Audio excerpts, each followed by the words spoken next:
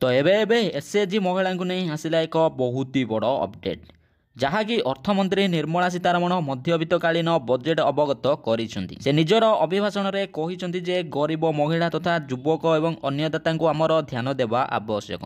सेमानंकर आवश्यकता एवं आकांक्षा आमर सर्वोच्च प्राथमिकता। यह मोदी सरकार 10 वर्षर सफलता बखाणी। आसतु संपूर्ण अपडेट कौन रही डिटेल्स रे जानिबा। जय जगन्नाथ मो राजेश स्वागत करुच्ची आज एक नुआ भिडियोटी पसंद लगे भिडियोटी निहाती भाव लाइक करेंगे। चैनल को नुआ आसते चैनल को सब्सक्राइब कर तो पाखरे थिया बेल आइकन को ऑल उपरे सिलेक्ट कर दियंतु। अगस्त 15 2023 रे स्वाधीनता दिवस अवसर में प्रधानमंत्री नरेंद्र मोदी लक्ष्यगत विधि योजना आरंभ करने को घोषणा करथिले। से देशर 2 कोटी लक्षपति सृष्टि करिवार लक्ष्य मध्य रखिथिले।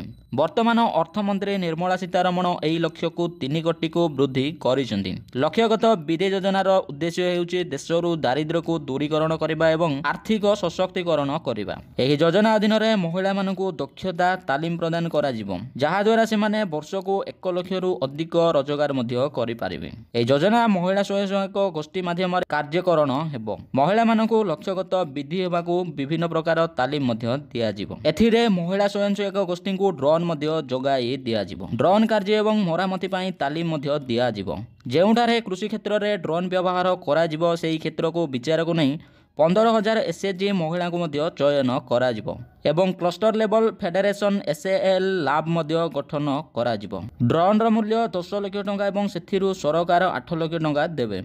अवशिष्ट 2 लाख कृषि कार्य पाई विनियोग करा जिवो बोली अपडेट मध्य देखिबाकू मिलिछि। स्वयं सहायक गोष्ठी सहित जड़ित 18 वर्षरु अधिक जेकोसी 10th पास महिला को ड्रोन चलाइबा पाई 15 दिन तालीम मध्य दिया जिवो। पायलट महिला को मासिक 15,000 टंका दिया जिवो एवं पायलट को सहायता करे पाई थिबा सह पायलट को 10,000 टंका दिया जिवो बोली अपडेट मध्य देखिबाकू मिलुछि।